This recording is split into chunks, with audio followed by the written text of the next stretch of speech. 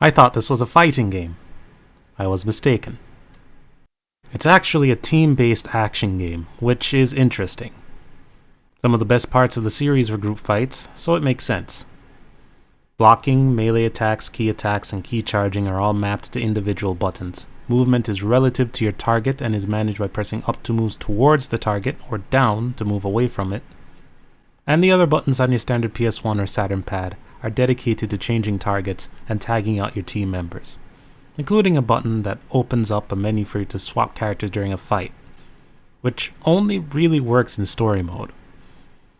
Speaking of which, you get alternating running commentary from the other members of your team, or whatever god figures are looking on during the respective arc the current level is based on.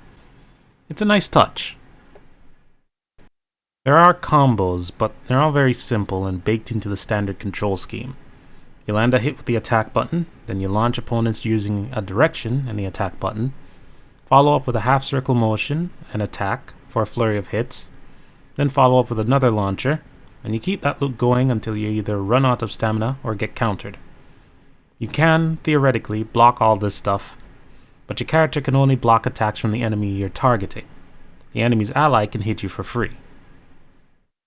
What surprised me the most is that the Saturn version is a lot easier to control than the PS1 version. You have to start that combo loop with a standing attack on the PS1 version, but you can just hit it after a launcher in the Saturn version.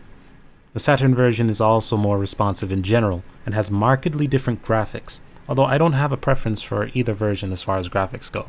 I just find it interesting that the controls, like the way the game actually plays, is so markedly different.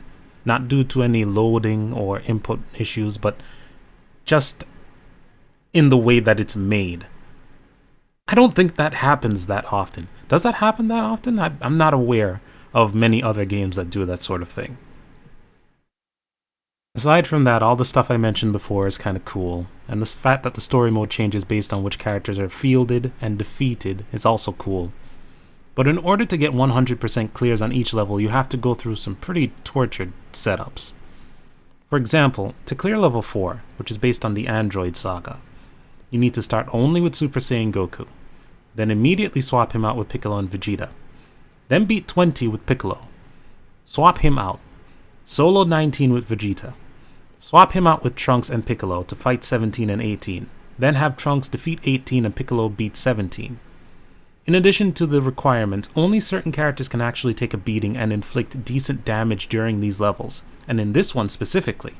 If Goku hangs around, 16 will come rushing in to dunk him.